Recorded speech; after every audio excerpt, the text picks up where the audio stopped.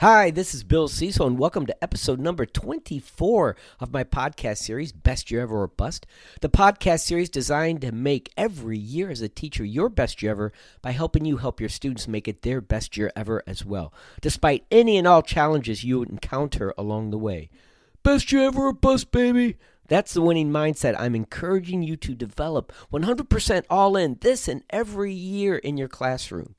First off, though, I want to thank you for continuing to be the hero you've been called to be by making a difference every time you walk into your classroom with your students each day. So thank you very much for that. And also, thank you for taking time out of your busy schedule to listen to these episodes. I really appreciate that. And a huge thank you for those of you that are taking time to share these episodes with other heroes like yourself so that they can help their students have their best year ever as well. So thank you very, very much for that.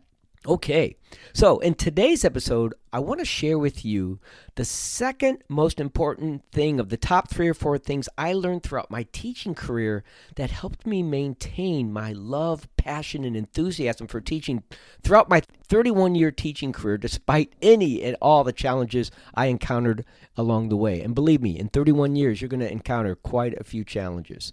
What I want to do today is, first off, if you recall in episode 23, I shared with you the first of the top 3 or 4 things, which was to never let the Farleys knock the enthusiasm out of you that you have for teaching. And what I did was I shared with you, if you remember, 4 different types of Farleys you need to be able to, to take on, be able to guard yourself against, so to speak, throughout your career. Now, if you have no idea what a Farley is, I'm laughing because it's just such a funny word to me. If you have no idea what a Farley is or what I'm talking about, please make sure you go back and listen to episode 23. And by the way, if you're a first-time listener, I hope you go back and listen to all of these episodes because they really kind of tell a story if you kind of go from the beginning to where we are now. And I don't want you to miss out on that. So if you're a first-time listener, welcome. So to help introduce the second of the top 3 or 4 things that I learned throughout my teaching career that helped me stay strong, I need to introduce you to another one of the best teachers I ever had. And I would say probably one of the most influential teachers I had as well. Her name is Penny Owen. Penny Owen is someone I still look up to and admire and proud to call a dear friend of mine. In fact, she is in her mid-70s, and I would not bet against her if she ever wanted to outdo anybody in anything she puts her mind to. She has so much energy. She's just an amazing person, and so I still admire that and getting to talk to her once in a while and feed off her energy. So to give you an idea of who Penny Owen was as a teacher, what she was like, she taught several courses I took early on in my teaching career, and she was an awesome teacher for so many reasons. Seriously, too many for me to list in this episode, but I do want to share 2 specific reasons that I relate to this episode or this topic about being the second most important thing I learned throughout my teaching career that helped me deal with all the challenges I faced that really made her stand out as one of the teachers that had such a big influence on me being able to do this. And number 1, she was another one of those incredible teachers like Mr. Trekkie, who I mentioned in an earlier episode, that was always seemed to get so excited about what he was teaching. He helped me to get excited about what he was teaching. Penny took it to a whole nother level. She still does. When she is excited about something, you catch fire from her, and like you're on the edge of your seat, and you don't even sometimes even know what she's talking about because she's so intelligent, but you're just like, you're so excited about what she's talking about, you can't help get excited as well. And so that's one thing that I truly loved about her teaching. Her enthusiasm was infectious, let me put it that way, for sure. And number 2, at times she would suddenly break from something that she was teaching to give us like an important life lesson or something very important she wanted to share with us. And it's like she had this strong need to all of a sudden break away from the lesson to tell us something even more important. And it was during one of these life lessons, I call them, or bird walks, I like to call them also as well, is that she introduced the second top 3 or 4 thing that had such a huge impact on my teaching career and really my life as well.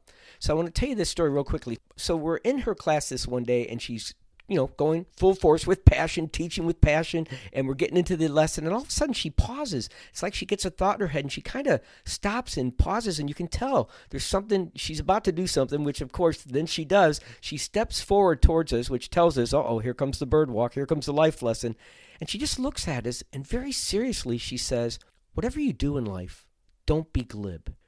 mean, she sounded like it was so serious. Like this was something like she was trying to tell us something that would save our lives if we listened. Whatever you do in life, don't be glib. I'd never heard of the term glib before. So I got to tell you, I sat up like even a little straighter in my chair, which I usually sat up pretty straight in her classroom because you're just, like I said, sucked into it.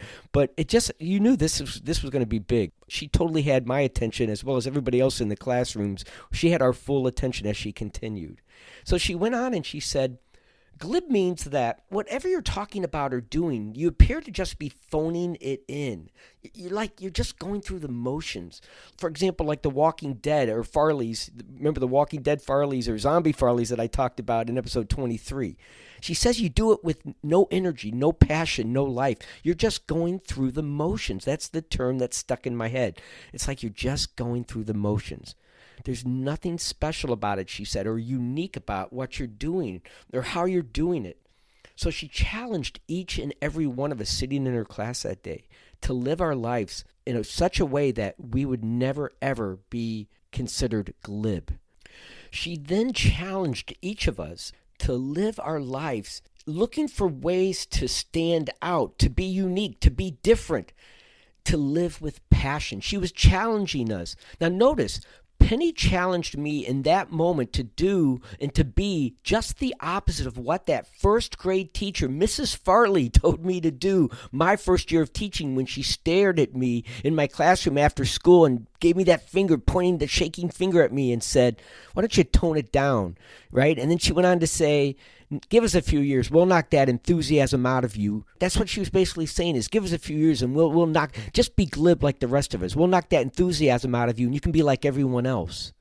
Basically, she was trying to peer pressure me into becoming glib like her and the we's that she was talking about. Now, I'm not sure who those we's were because I did not work in a we building in Winans. Like I told you, there were so many amazing people in that building when I first started there. I was blessed to have so many amazing people that I considered mentors right at the start of my career in that building. But she said we. So she's talking about whoever that we are, those energy vampires, the Farley energy vampires that I talked about in episode 23, right? That you have to watch out for. She's basically saying, wait a few years and we'll knock that enthusiasm out of you. And here's Penny in her class telling me and telling everybody in my class, she's challenging us. Do not be like that. Do not be glib, right? She said, stand out, be unique, live with passion, do something that makes you unique than people that are just going through the motions. This was huge in my career. This was a game changer. Even though I think I was already doing it, this gave me a new target to aim for. I was hitting it, but maybe I wouldn't after a few years. Maybe somebody would knock it out of me, but I had something not to aim for now, and that was to be glib, like that Mrs. Farley was telling me I would become. So this was huge. From that day on, I always strived to push myself to find new and different ways to spice up my teaching that would make me stand out to my students, that I was passionate and excited about the learning process that would help get them excited too. I wanted my passion and enthusiasm for learning to rub off on my students like Penny Owen was able to do with my classmates and myself. Again, my goal was never to be better than anyone else, just different. I wanted to put my own fingerprint on my teaching that represented me. What makes you different? What makes you unique or special or passionate in your classroom? Look, I challenge each of you listening to this episode to strive to stand out by being different, by being passionate, by being unique in some way in your own way throughout your teaching career. Find something to be passionate about with your teaching and share it with your students. I challenge you, like Penny Owen challenged me. Don't be glib. However, as teachers, we must first learn the science of teaching before we can truly explore the art of teaching. Penny was an artist in her teaching. She was exploring the art of teaching. Mr. Trekkie, same thing. I'm sure you've had teachers that stood out in your mind. They were already at that level of playing the art. We're early on in the stage for many of you listening to this podcast, hopefully, that are just starting out, learning to play the instrument. Like I said earlier, you're learning the science of how to play it so you can get to the art level, and that's important. You cannot skip over that step. Yeah, you can dabble once in a while and try something different and try to be unique and try to, and always bring passion into your teaching.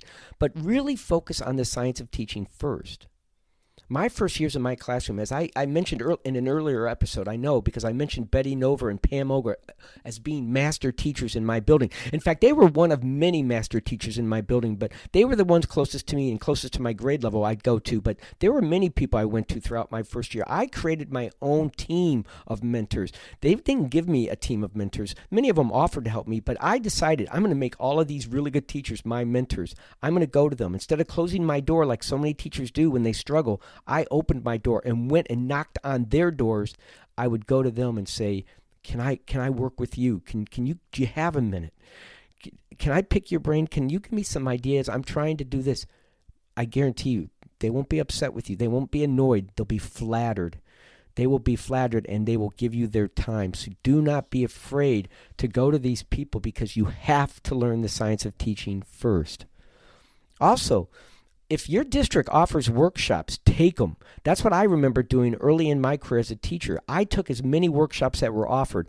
I took cooperative learning workshops. I took effective instruction workshops, Bloom's taxonomy. I mean, there were others, but those are the ones that jump out at me. I remember taking those workshops, and I was working with more seasoned teachers that I was rubbing elbows with in these workshops, informal workshops where you could talk and ask questions and watch them and listen to them and observe.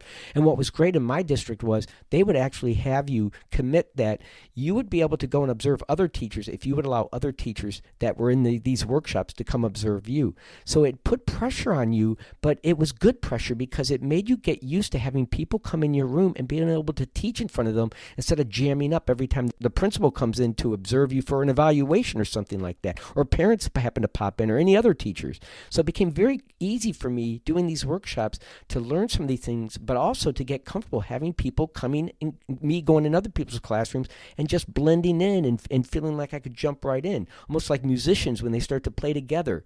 And so I definitely would encourage you to do this, especially if you're early on in your career or if you're struggling in any part of your career.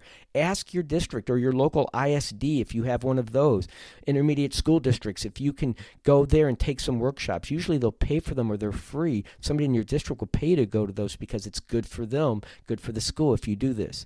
So I would encourage you also, go back and re-listen to episodes 1 through 19 again in this podcast series. I know I'm getting into these now higher purpose of, I talked about higher purpose discussions about coming in and finding your passion and never losing that and getting your kids excited, and they're going to make them believe in themselves and grow and challenge themselves and do all these amazing things in their life. But you still got to know the science, and that's what I focused on more at the beginning of this podcast series, was finding ways to help you build your classroom, to build the team, to set the rules, to set the procedures. These are things you cannot overlook. I would definitely encourage you to do that as well. And one other suggestion. Read books during your free time. Now, I know what you're thinking. I don't have time to read books during my school year. I have so much to do, and that's true. But what about summers when you're sitting by the pool or you're taking a break and you're just sitting out on summer evenings or whatever you do? I know I love to read in the summer, but I would read books that really relate to education, like Tribes or Teach Like a Champion or any cooperative learning books by Spencer Kagan. There's so many other books I could list, but if you go on to Amazon and just look up best teaching books or whatever, you're going to find a list of them. There's also my book, all right, Best You Ever Winning Strategies to Thrive in Today's Classroom, which I wrote, designed specifically for this podcast series. I mean, they're made together. I created the podcast series basically based off that book and the things I want you to take away from this. But I need to stress, I can't stress it enough, the importance that you need to take time to find mentors, to take workshops, to attend more classes, to read.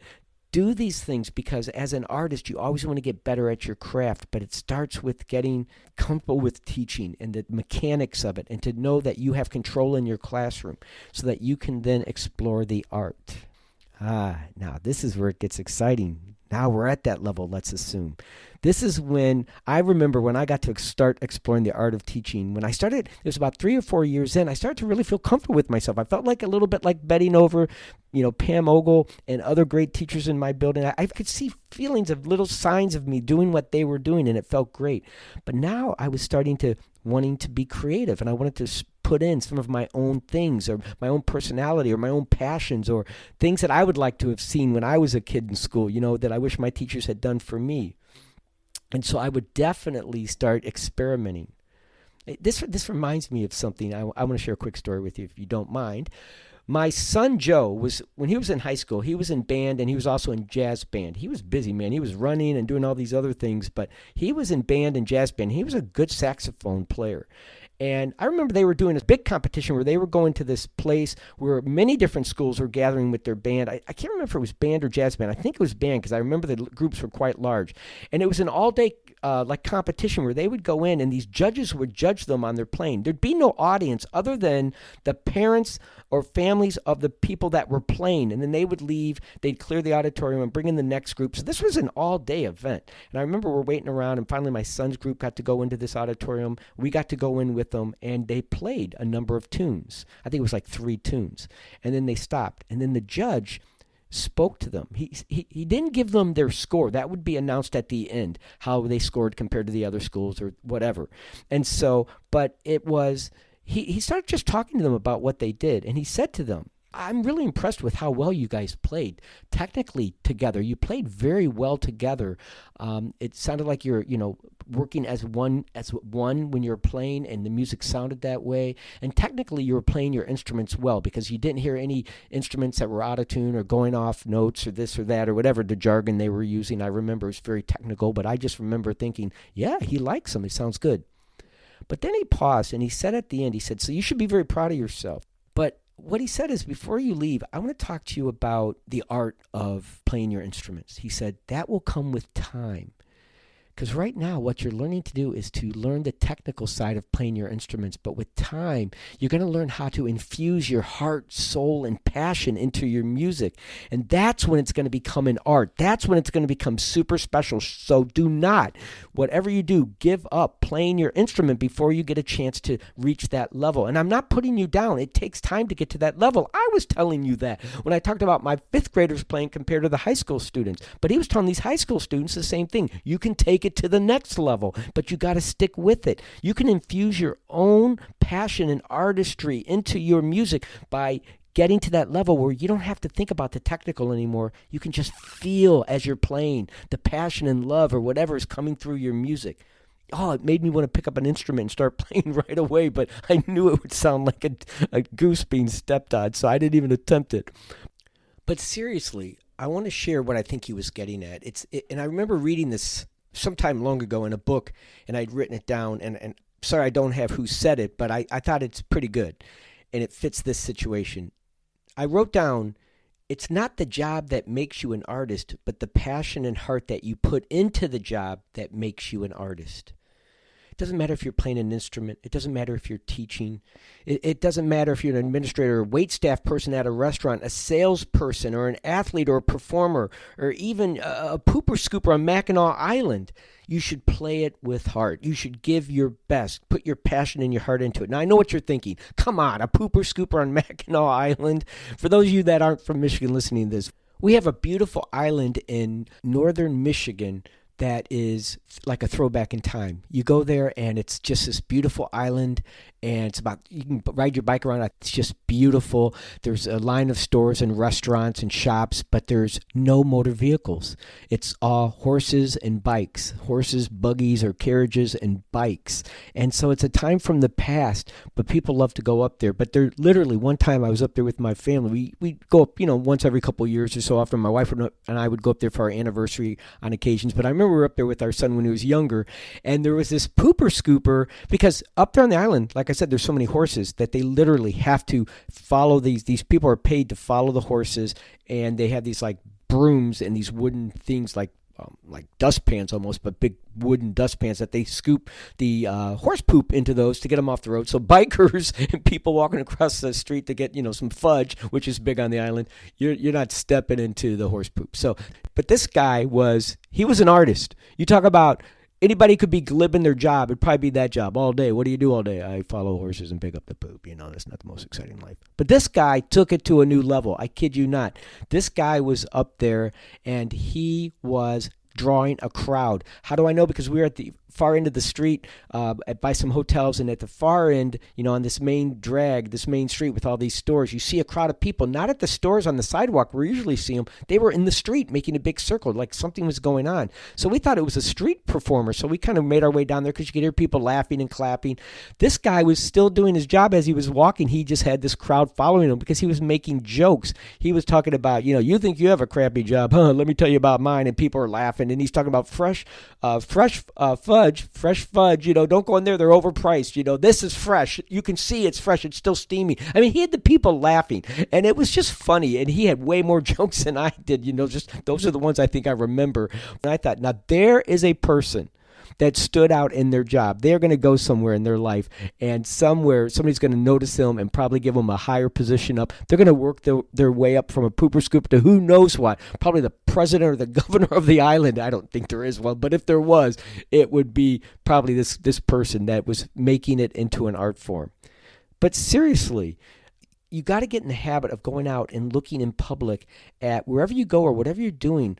Always keep your eye out for people that stand out in some way with whatever they're doing. Because I know when I go out to a restaurant and the waitstaff treats me well and my family well, it makes it more enjoyable. Or if we go to an athletic performance and the performers are out there and they're playing really hard and you can see the performers are really performing, giving it their all, it makes it so much more fun. Even buying something from a salesperson that you can tell they're genuinely really into it and not just giving you some stale old sales pitch. It makes it special. So you can even find things or just the way they go about their work and take that into your classroom and think, what am I doing? Every day I come in here and it's easy to fall in that routine or that rut and say, it's every day it's the same and I have no control over it. You have control over your attitude. This pooper scooper had no control of changing that job. His job was pretty plain and set in its ways, but took it to a new level by the energy and passion they brought into it, the spirit. And that's what you want to do in your classroom, right? So it goes back to that quote. It's not the job that makes you an artist, but a passion in the heart that you put into the job that makes you an artist. I will tell you this, and I'll start to wrap this up. Unfortunately, there were many times when I couldn't help but see or experience people just going through the motions during their work. And I'm not just talking about at school. I'm talking about, like I said, in restaurants, or even sometimes you go to a game and you feel like the players weren't even getting at their best. The performers were sort of like tired, or they were maybe had another performance that night, so they were holding back. I don't know, but you just get a feel, and it's not a good feeling. Anytime that you get poor service, I don't know about you, but it upsets me. So, for example, I do not like being served at a restaurant by someone just going through the motions. It really does. Or a salesperson that, like I said, is giving me the same old tired sales pitch. It irritates me, right? And I would never want to take my family to a show or event and pay top prices, and then you get there and the players look like they're just going through the motions, not giving it their all. You'd be upset. You'd be frustrated with that. And I would never ever take myself or my family members or pets to a healthcare provider that was just going through the motions. And when my son was in school, I'll be damned if I would ever let him work with a teacher for 10 months out of the year that was just going through the motions or worse, right? You can't provide that in your classroom. You can't provide that kind of service. You got to think of it. This is a customer service driven profession as well. And I'll talk more about that in an upcoming episode. I only have a few more left. My goal is to do 30 of these episodes, but I will get something in about that because that's important. But you are an artist. You have to first learn how. Right now you're a technician learning how to play the instrument to become, if you're a new teacher. But if you've been teaching for a while, you're already should be at that artist level. What are you doing with your art? Are you striving every day to create a masterpiece with your teaching? Or are you just going through the motions? Are you being glib? Don't let this happen to you. This is what got me going through my challenges. Anytime I faced a challenge, I would say to myself, right, I made a vow, and that was I'd never let anyone or anything knock the enthusiasm out of me. But when Penny Owen said, do not be glib, I challenge you, don't be glib. That was my second vow. I would never be glib in my classroom, and I'd never be glib in my life. I may not be the best podcaster because I don't know what I'm doing. I'll be honest. But I hope to God I am not glib. I'm trying to give you my all. I'm trying to give you my love for teaching through these conversations. So that's what I'm asking you to do. I'm challenging you again. Don't be glib in your classroom. Strive every day to make a masterpiece with your teaching, and every year to create a masterpiece with your teaching so that you truly are making a difference in your classroom. And again, that's why I consider you heroes, because that's asking a lot. Just like that pooper scooper, I think, is a hero, because it would be hard to do that every day and make it look special, or make other people's lives better, even for a few minutes, put a smile on their face, make their experience on the island even a little bit more special. These are things we don't talk about in our colleges, not because they're not doing a good job, because they're so busy trying to get you to play the technical part, which you have to learn first. But these are things I want you to think about, because it takes it to the art form level. And I want you all to be artists painting a masterpiece in your classroom every year. So please, don't forget this. Make these 2 vows so far, right? Vow to never let anyone knock the enthusiasm out of you, and vow to never be glib, right? Make that vow that you're going to strive each and every year to make a masterpiece in your classroom. And remember, best year ever. You have the power to make it happen.